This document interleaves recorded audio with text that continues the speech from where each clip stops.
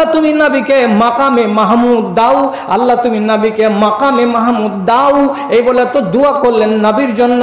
আপনাকে জিজ্ঞেস করছি, আমি একজন ছোটখাটো মৌলানা, যে আপনি কি নিজের জন্য জীবনে কোনোদিন মাকামে মাহমুদ চেয়েছেন না চাননি? আপনার জন্য কি চাওয়া যায় যে নয়? কেন আপনি চাইলেন না? আর চেয়েছেন কি চান না, হিসাব করে বলুন। আপনি যেতে পারবেন না মাকামে মাহমুদে? ফেরদাউসে আপনি যেতে পারবেন না? যেতে পাওয়া যাবে? চাইতে হুকুম আছে, চান তো মাকামে মাহমুদে নবী যাবেন, আর মাকামে মাহমুদে আপনিও যাবেন। আপনারও যাওয়া জায়েজ আছে এবং উচিতও আছে। আপনি নিজের জন্য চাইলেন না কেন? চাননি কোনোদিন কেউ? কখন চাইতে হয়? মাকামে মাহমুদে যদি জায়গা নিবেন তো তার জন্য একটাই শর্ত হলো এই যে ঢের রাতে নামাজ পড়তে হবে, তাহলে ওই মর্যাদার জায়গাতে আপনি যেতে পাবেন ইনশাআল্লাহ। ঢের রাত কাকে বলে? 3 ভাগ করুন রাতকে, 3 ভাগ করুন রাতকে। 6টা থেকে 4 10, 10টা থেকে 4 রাত 2টা পর্যন্ত এই দিকে নয়, 2টার ওই দিকে শেষ তৃতীয়াংশে আপনাকে উঠতে হবে। উঠে আল্লাহর সঙ্গে হটলাইন করতে হবে। হটলাইন মানে কি? টাওয়ার ফেল করবে না, যেমনি লাগাবেন ডায়াল করবেন নাম্বার, একদম সরাসরি কানেকশন হয়ে যাবে আল্লাহর সাথে। কি বলছেন আপনি? নবী বলছেন সহি কথা। কোরআনে আল্লাহ রাব্বুল আলামিন বলছেন একদম স্পষ্ট কোরআন মাজিদের আয়াত, যদি কি করে মানুষ ঢের রাতের বেলায় জাগে, আর জাগার পরে 2 রাকাত পারলো 2, 4 রাকাত পারলো 4, আর যদি সুন্নতি তারিকায় কেউ করতে চায় তাহলে 8 রাকাত জোড়া জোড়া করে, 4 তাশাহুদে 8 রাকাত, আর 3 রাকাত পড়লো 1 তাশাহুদে, আর 3 11 রাকাত। এটাকে বলে তাহাজ্জুদের নামাজ। যদি এটা নিয়ম মাফিক পারে তো করুক, আর যদি বলে এতটি থামতে পারবো না তো যতটি পারবেন ততটি করুন। কখন? কোন টাইমে? টাইমটা হলো কি রাত্রি 2টার পরে ফজরের আজান হওয়ার আগে। এই টাইমে যারা নামাজ পড়ে তাদের সম্বন্ধে রব্বুল আলামিন কোরআনে কি বলছেন? ওয়ামিনাল লাইলি ফাতাহাজ্জাদ বিহি নাফিলাতান লাক আসা আইয়াব আসাকা রাব্বুকা মাকামাম মাহমুদা। তুমি এই নামাজ পড়ে যদি মরতে পারো রে, তাহলে কিয়ামতের দিন রব্বুল আলামিন যেমন নবী মুহাম্মদকে মাহমুদ জায়গা দান করবেন, তেমনি তোমাকেও আল্লাহ তাআলা মাকামে মাহমুদ দান করবেন। এই কথাটা স্বয়ং আল্লাহ রাব্বুল আলামিন কোরআনে বলছেন। ওই টাইমটাতে ঠেলা আছে, ঠেলার নাম বাবাজি, আর ঠেলা আছে বলে আল্লাহ পাক এত বড় এর ভেতরে ফজিলত রেখেছেন। কটা মানুষের ক্ষমতা আছে যে এইরকম টাইমে জেগে দিতে পারবে? সবাই পারবে না। সবাই পারে না বলে সবাই জান্নাতকে আল্লাহর কাছ থেকে ছিনিয়ে নিতে পারে না, কিনে নিতে পারে না, আল্লাহর কাছ থেকে নিজের উপরে জান্নাতকে ওয়াজিব করে নিতে পারে না। অথচ আল্লাহ ফ্যাসিলিটি দিয়ে রেখেছেন, তোমার জন্য জান্নাত খোলা আছে, তুমি নিয়ে নাও। আল্লাহ সহি হাদিস বলছি, আরব দেশের লোকেরা দিনের বেলায় সফর করে না। কেন? রাস্তাতে ছিনতাই হয়ে যেতে পারে, তার জন্য দিনের বেলায় যতটা সফর করে তার চাইতে তারা রাতের বেলায় বেশি সফর করে। আর একটি কারণ হলো এই, দিনের বেলা তাপ থাকে বেশি, উট 12 কোষের বেশি চলে না, আরাম চাই। আর আপনি উটের পিঠে বসে থাকবেন এই রোদে, আপনারও ক্লান্তি চলে আসে। এই জন্য আরব দেশের লোকেরা কি করে? রাতের বেলায় সফর করে বেশি, তাতে লাভ হলো 2টা। রাতের বেলায় ঠান্ডা, মরুভূমিতে আপনারও জানে আরাম, আর উটের জানেও আরাম। 1 লাভ। 2 নম্বর লাভ, আরব দেশের লোকেরা রাতের বেলায় ছিনতাই করে না, ওরা দিনের বেলায় ছিনতাই করে।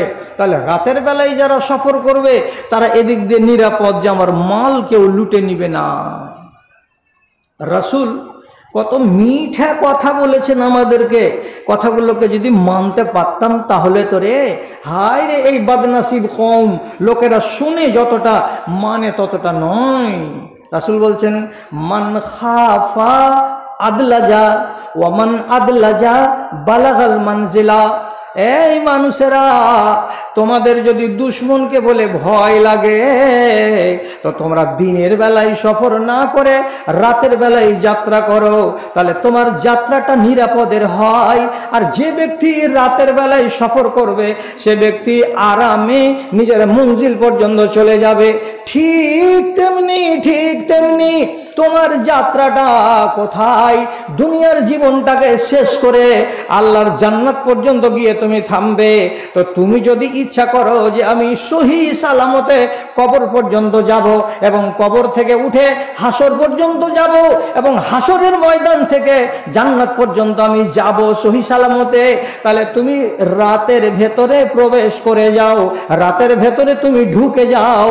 এর মানে কি, রাত যখন ঢের হয়ে যাবে তখন তুমি জেগে যাও, আর জেগে যাওয়ার পরে তোমার নিজের কথাটা আল্লাহ রাব্বুল আলামিনের সামনে ব্যক্ত করতে আরম্ভ করো। রাতে দিনে কি মানা আছে? না, মানা নাই। রাতে কেন? রাতের পরিবেশটা হলো সবচাইতে ভালো। রাতের পরিবেশটা হচ্ছে ডাকার মতো পরিবেশ, কেউ জাগে না, ডানে কেউ নেই, বামে কেউ নেই। এই জন্য রাতকে আল্লাহ তাআলা চয়ন করেছেন, মনের কথাটা খুলে বলতে পাবে আল্লাহর সামনে। তারই জন্য আল্লাহ তাআলা পছন্দ সময় বললেন রাতটাকে। ডাকো তারে ডাকো, মনের কালি মুছে ফেলে দিয়ে নয়ন পাতায় আঁকো। সূর্য যখন নামিবে পাটে, আধার আসবে ছেয়ে, বিশ্বজগৎ অঘরে ঘুমাবে, তুমি থাকবে চেয়ে, শুধু তুমি থাকবে চেয়ে। এমন আধারে নির্জনে বসে একবার তারে হাঁকো, ডাকো তারে ডাকো, মনের কালি মুছে ফেলে দিয়ে নয়ন পাতায় আঁকো, ডাকো তারে ডাকো। রাত্রে যে উঠে গেল, যেমন সওয়ারিকে নিয়ে ব্যবসায়িক রাতের বেলায় সফর করে কামিয়াব, তেমনি এই মুসলমানদের কেউ যদি রাতের বেলায় জেগে যায় তাহলে সে কামিয়াব, সে কামিয়াব, সে কামিয়াব। আহারে, কোরআনে আল্লাহ তাআলা বলছেন মাপ তো চাই হাজারটা বেটা ছেলে দিনের বেলায়, তো দিনের বেলায় মাপ চাইতে মানা নেই, কিন্তু রাতের বেলায় যারা মাপ চাই তারা কামিয়াব, গ্যারেন্টি তারা কামিয়াব, তারা কোনোদিন ব্যর্থ নয় যারা আল্লাহর কাছে মাপ চায় রাতের বেলায়। কোরআন কি বলছে? হুম বিল আসহারে ইস্তাগফিরুন, যারা সাহারির টাইমে আল্লাহর কাছে মাপ চায়। সাহারির টাইমটা ফজরের আজানের অন্ততপক্ষে আধ ঘন্টা আগে, সেই টাইমে যারা আল্লাহর কাছে মাপ চাই, আপনি হিসাব করে বলুন, টাইমের বেশি আপনাকে আমি এখানে বসিয়ে রাখবো না, আর তার আগে এই রকম করে উঠবস করবেন না। যা দুটা কথা বলছি কথাগুলোকে কানে তুলুন। সাহারির টাইম কটা? ফজরের আজানের আগে আধ ঘন্টা। এই টাইমে যারা আল্লাহর কাছে মাপ চাই তারা কামিয়াব। কারা মাপ চাই? জি, কারা মাপ চাই? আমি হাত তুলতে বলবো বলে আপনাকে বেইজ্জত করব, এটা আমার উদ্দেশ্য নয়, তার জন্য আমি হাত তুলতে বললাম না। তবে আপনারা আমাকে একটা কথা বলে সাড়া দেন যে এই মজলিসের ভেতরে অন্তত 10টা লোক কি তাহাজ্জুদ পড়া লোক মজলিসটাতে নাই? আমার তো মন বলছে ইনশাআল্লাহ এই মজলিসের ভেতরে কমসে কম 10টা লোক তো আছেই যারা তাহাজ্জুদের নামাজ পড়ে। আপনার মনটা কি বলছে? পড়ে না? ইনশাআল্লাহ মনে লাগে না যে পড়ে? 10টা লোক তো পড়ে তাহাজ্জুদের নামাজ। তো তাহাজ্জুদের নামাজ কখন হয়? ফজরের আজানের পরে না আগে? ফজরের নামাজের আগে। তো তাহাজ্জুদের নামাজ যারা পড়ে তারা জানে, আর যারা পড়ে না তারা জানে না। ফজরের নামাজের আগে তাহাজ্জুদের নামাজ পড়তে গেলে ওযু করার পর তাকে কতটি কাজ করতে হয় জানেন? মাপ দিবে না, মানে আল্লাহ তাআলা বলছেন তোকে যদি মাপ না দিই তাহলে আর কাকে মাপ দিব রে? তুই কতটি লোকড়ি পুড়ালি সাহারির টাইমে উঠে। ফজরের নামাজের আগে তাহাজ্জুদ পড়ার জন্য তৈরি হতে গেলে ওযুর পরে আপনাকে কি কি কাজ করতে হয় আমার কথাটিকে আগে মগজে তুলেন। পারলে পড়বেন, না পড়লে না পড়বেন। কি আপনাকে বলতে হবে 10 বার আল্লাহু আকবার, আল্লাহু আকবার, আল্লাহু আকবার। তারপরে 10 বার বলতে হবে সুবহানাল্লাহ, সুবহানাল্লাহ, সুবহানাল্লাহ। তারপরে 10 বার বলতে হবে সুবহানাল্লাহি ওয়া বিহামদিহি, সুবহানাল্লাহি ওয়া বিহামদিহি। তারপরে 10 বার বলতে হবে আপনাকে আস্তাগফিরুল্লাহ, আস্তাগফিরুল্লাহ, আস্তাগফিরুল্লাহ। তারপরে 10 বার বলতে হবে আপনাকে আলহামদুলিল্লাহ, আলহামদুলিল্লাহ, আলহামদুলিল্লাহ। 10 বার আপনাকে বলতে হবে আল্লাহুম্মা ইন্নী আউযু বিকা মিন যিকিদ দুনিয়া ওয়া যিকি ইয়াউমাল কিয়ামা। 10 বার 10 বার 10 বার 10 বার করে যখন এইটি পড়া হয়ে গেল, তখন আপনাকে বলতে হবে 4খানি আয়াত, ইন্না ফি খালকিস সামাওয়াতি ওয়াল আরজি ওয়া ইখতিলাফিল লাইলি ওয়ান নাহারি লাআয়াতিল লিউলিল আলবাব। এরকম করে 6খানা আয়াতকে আপনি পড়বেন। আর পড়ার পরে ততক্ষণ পর্যন্ত মুসাল্লাতে দাঁড়িয়ে থাকবেন। এটি যখন পড়া হয়ে গেল, তখন এইবার আপনি দাঁড়াবেন, দাঁড়িয়ে বলবেন আল্লাহু আকবার। শুরু হলো। 8 রাকাত নামাজের পরে 3 রাকাত পড়ে দিবেন, 11 রাকাত হবে। 11 রাকাত পড়া শেষ হবে না, ফজরের আজান হয়ে যাবে। তারপরে ফজরের যেভাবে আদায় করতে হয় সেভাবে আদায় করতে হবে। আপনি একটু হ্যাঁ না বলেন নি, মাথাটাকে ঝুঁকান। আজান হয় কটাতে? এখন 5টায়। জামাত হয় কয়টাতে? 5:20-তে। তাহলে আপনাকে জাগতে হবে আধা ঘন্টা আগে। তাহলে রাত 4:30টার সময় আপনি জেগে গেলেন। আর জাগার পরে আপনি আস্তাগফিরুল্লাহ কয়বার বলেছেন? দয়া করে বলুন, কয়বার বলেছেন? এই গার খবরওয়ালা, কয়বার বলেছেন? 10 বার বলেছি। এই রাত 4:30টার সময় বাপ আর দাদা আর 14 গোষ্ঠী বেটা আর বউ সব ঘুমিয়ে আছে। আর ওই টাইমে আমি জাগলাম। আর জাগার পরে আমি 10 বার আল্লাহকে বললাম কি আস্তাগফিরুল্লাহ, আল্লাহ তুমি আমাকে মাপ দাও, আল্লাহ তোমার কাছে আমি মাপ চাইছি। আল্লাহর কাছে আপনি 10 বার যদি ভোর রাত্রে মাপ চান, তো আল্লাহ আপনাকে যদি মাপ না দেয় তোর কাকে মাপ দেবে? কোরআনে পরিষ্কার ভাষাতে আল্লাহ তাআলা বলছেন হুম বিল আসহারে আস্তাগফিরুন।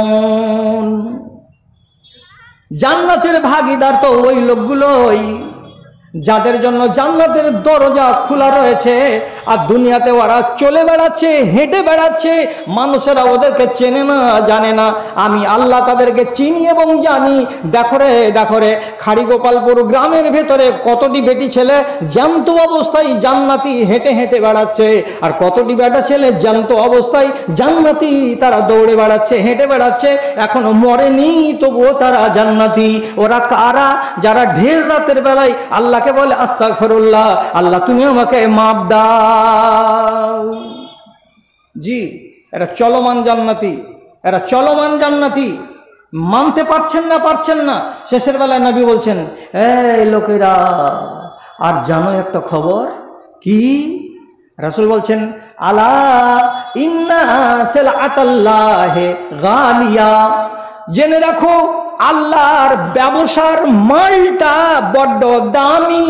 অর্থাৎ ব্যবসার মাল কোনটা? রব্বুল আলামিন বলছেন আমার বিক্রি মাল হচ্ছে জান্নাতটা। জান্নাতটা হলো আমার বড় দামি, জান্নাতটা আমার বড় দামি। জান্নাতকে আমি বিক্রি করি, জান্নাতকে আমি বেচি, জান্নাতকে আমি বিক্রি করি মানুষের কাছে। তবে দিনের বেলায় যটা লোক জান্নাতকে কেনে, তার চাইতে বেশি রাতের বেলায় জান্নাত বিক্রি হয়। অতএব তোমরা যদি আল্লাহর মূল্যবান জান্নাতটাকে কিনতে চাও, তাহলে রাতের বেলায় কেনার চেষ্টা করো রে। দিনের বেলায় কিনতে গেলে নাও কেনা যেতে পারে। অতএব রাতের বেলায় আল্লাহর জান্নাতকে কেনা যায়।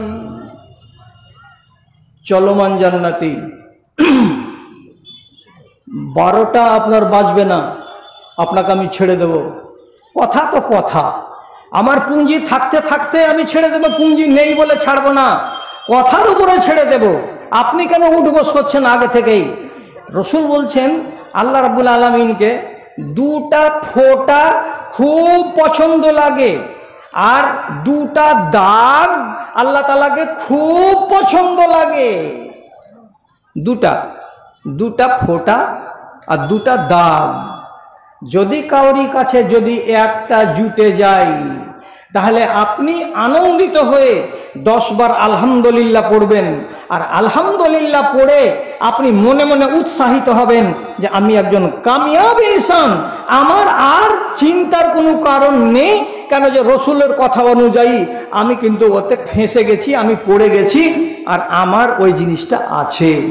2টো দাগ আর 2টো ফোঁটা। কি 2টো ফোঁটা? আপনার শরীর থেকে কোনো নেক কাজে বেরিয়েছিলেন, রাস্তাতে আঘাত লাগলো, পা দিয়ে বা পিঠ দিয়ে বা হাত দিয়ে আঘাতের কারণে 2 ফোঁটা রক্ত বেরিয়ে গেল।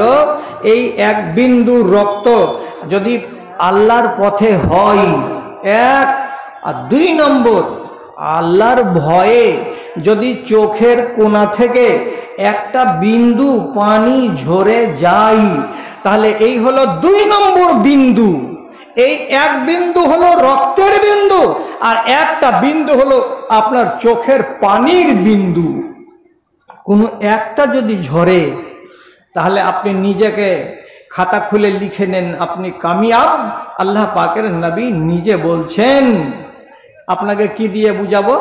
শুধু এইটুকু বলি, মানুষেরা আজকালকার হলো কি তাকিয়ে আছে আমার দিকে, যে রসকস কেন করে না মৌলবি বে, খালি এক কথায় একদিক থেকে কোরআন আর হাদিস, কোরআন আর হাদিস, কোরআন আর হাদিস শুনিয়ে চলে যাচ্ছে। 61 বছরের বয়সের লোক যদি রস করে, তো তাহলে যারা এই 40 বছরের লোক আছে তারা তো নাঙ্গা হয়ে নাচবে। রস করা আমার শোভনীয় নয়, তার জন্য আপনাকে এই কথাগুলো বলছি। রাসূল বলছেন হাদিসটাকে থামুন, হাদিসটাকে বুঝুন, আর তাকে মান্যতা দেওয়ার চেষ্টা করুন। রাসূল বলছেন মা মিন মুমিনিন ইয়াখরুজু মিন আইনিহি দামুন ওয়া ইন কানা মিসলু রাসিজ যুবাব। কোনো একজন মুমিন মুসলমানের চোখের কোণা দিয়ে একটা মাছির মাথার সমপরিমাণ যদি আল্লাহর ভয়ে পানি নেমে আসে, আর সেই পানিটা যদি চোখের পানি থেকে গড়ে গাল পর্যন্ত আসে, ঝরে জমিনে নাও বা পড়ে, তো রাসূল বলছেন হারামাল্লাহু আলাইহিন নার, এই মানুষটার উপরে আল্লাহর জাহান্নাম হারাম হয়ে যায়, হারাম হয়ে যায়, হারাম হয়ে যায়। আপনি মানবেন না? চোখের কোণা দিয়ে 1 বিন্দু পানি আপনি বের করতে পারবেন না? ইয়া আল্লাহ তাআলা, চেষ্টা করে দেখেন না।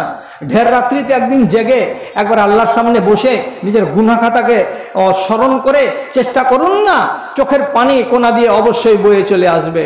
জি, হকের পথে পায়ে কাটার খোঁচা লাগেনি তোমার আজও, বুকের রক্তে গায়ের জামা ভিজেনি তোমার আজও, ভিজেনি তোমার আজও। রসের কথাই বন্ধুকে নিয়ে অনেক হেসেছো জানি, রসের কথাই বন্ধুকে নিয়ে অনেক হেসেছো জানি, কবর দেখিয়া পানি 2 ফোঁটা ঝরেনি তোমার আজও, কবর দেখিয়া পানি 2 ফোঁটা ঝরেনি তোমার আজও। বাহির তোমাজো রাত আর দিন তেল ও সাবুন দিয়ে, বাহির তোমাজো রাত আর দিন তেল ও সাবুন দিয়ে, বলো না মনের কালি মুছা কেন হয়নি তোমার আজও, হয়নি তোমার আজও। হকের পথে পায়ে কাটার খোঁচা লাগেনি তোমার আজও, বুকের রক্তে গায়ের জামা ভিজেনি তোমার আজও, ভিজেনি তোমার আজও। গোড়াতে একটা বাংলাতে কথা বলেছিলাম যে জান্নাত আপনার হাতের মুঠোয়। আপনি নিজের মুঠোর ভেতরে জান্নাতকে করে নেন। দূরে আছেন কেন? পাপ গায়ে আছে, ঝেড়ে ফেলুন। পাপ গায়ে আছে, ঝেড়ে নামিয়ে ফেলে দিন। ঝেড়ে ফেলে গাকে পরিষ্কার করার জন্য আপনাকে বলছি একটা ওষুধ আছে। যদি পানিকে পরিষ্কার করতে হয় তো কি দিলে পানি পরিষ্কার হয়? একটা লোক বলুন তো, কি দিলে পানি পরিষ্কার হয়? নুন দিলে। ছেলেটা বলছে নুন দিলে। যদি ব্লিচিং দেওয়া যায় পানি পরিষ্কার হয়, যদি ফিটকিরি দেওয়া যায় পানি পরিষ্কার হয়। পানিকে পরিষ্কার করার জন্য এইগুলো লাগে। যদি লোহাকে পরিষ্কার করতে হয় তো কি করতে হয়? আগুন দিয়ে পুড়াতে হয়, লোহা পরিষ্কার হয়ে যায়। কাপড়কে যদি পরিষ্কার করতে হয় তো কি করতে হয়? ডিটারজেন্ট পাউডার বালতিতে গুলে কাপড় ডুবাতে গেলে কাপড় পরিষ্কার হয়। আপনি আপনার মনটাকে পরিষ্কার করবেন, আপনি আপনার গাটাকে পরিষ্কার করবেন। কি দিয়ে পরিষ্কার করবেন? গা থেকে গুনাহগুলোকে কেমন করে নামাবেন? আপনার গাটাকে গুনাহ থেকে মুক্ত কি করে করবেন? আল্লাহ রাব্বুল আলামিন নবী বলছেন আমি ডিটারজেন্ট দিয়ে রেখেছি, আমি পাউডার দিয়ে রেখেছি তোমাদেরকে। একটা ডিটারজেন্ট যদি তুমি ব্যবহার করে দিতে পারো তাহলে তোমার গায়ে গুনাহ থাকবে না, সব ঝরে ঝরে পড়ে যাবে। একটা মজলিস এখনো ভারী আছে, আপনাকে আর কয়েক মিনিটের ভেতরে ছাড়ছি। একটা ডিটারজেন্ট পাউডারের নাম বলছি। হযরত জাবের থেকে বর্ণিত, একজন লোক রাসূলের মসজিদে এসে মাথাটাকে এমনি করে ধরে নিয়ে এক কোণাতে বসে গেছে, আর যাওয়ার পরে আরবিতে একটা ভাষা বলছে, ওয়া জুনুবি ওয়া জুনুবি ওয়া জুনুবি ওয়া জুনুবি, হায় রে আমার গুনারে, হায় রে আমার গুনারে, হায় রে আমার পাপ রে, হায় রে আমার পাপ রে। মানে পাপ কত আছে, পাপ কত আছে, পাপ কত আছে। বেচারি দিশা না পেয়ে কপাল ধরে নিয়ে হায় রে আমার গুনারে, হায় রে আমার গুনারে। রাসূলকে বলছেন এদিকে আই, এই এখানে আই, কাছে আই। রাসূল ওই লোকটাকে কাছে নিয়ে আসলেন, ডাকার পরে বলছেন কপাল ধরে, হাই গুনাহ, হাই গুনাহ, হাই গুনাহ কেন করছিস? বলছে হুজুর গুনাহ অনেক আছে, অনেক গুনাহ আছে। যে গুনাহ মুছে নিবি নাকি? খুঁজে যদি পেতাম। মুছে নিবি? যদি পেতাম। তাহলে কে কে মুছে নিবে না যদি গুনাহকে মুছে পাইতো? রাসূল বলছেন মুছে দিচ্ছি, একটা ডিটারজেন্ট পাউডার তোকে দিচ্ছি, ব্যবহার করবি, গায়ে গুনাহ থাকবে না। বলছে সুবহানাল্লাহ, কি কথা বললেন আপনি? জি জি জি জি জি দেন দেন। রাসূলকে বলছেন এবার বল আমার সাথে সাথে। আপনাকে বলতে বলছি, আপনাকে বলতে বলছি। বারে বারে ঘড়ি দেখছেন যে কয়টা কয়টা হলো? 11:05 কথা স্টার্ট করেছি, এখন আমার 2-3 মিনিট দেরি আছে 1 ঘন্টা হতে। 1.5 ঘন্টা যদি ওয়াজ না করি তাহলে মানুষই বা কি বলবে যে তুমি কেন এসেছো রতুয়া থানা থেকে? করবো না 1.5 ঘন্টা ওয়াজ, ছেড়ে দেবো কথা অনুযায়ী। রাসূল ডিটারজেন্ট কি দিলেন? লোকটার সামনে আঙুল তোরে ইশারা করে বলছেন আমি যা বলছি তুই বল। আমি বলছি আজকে এইখানে খাড়িগোপালপুরে, আপনি আমার সাথে সাথে বলুন, যদি মুখস্থ হয়ে যায়। কি বললেন রাসূল? আল্লাহুম্মা মাগফিরাতুকা আওসা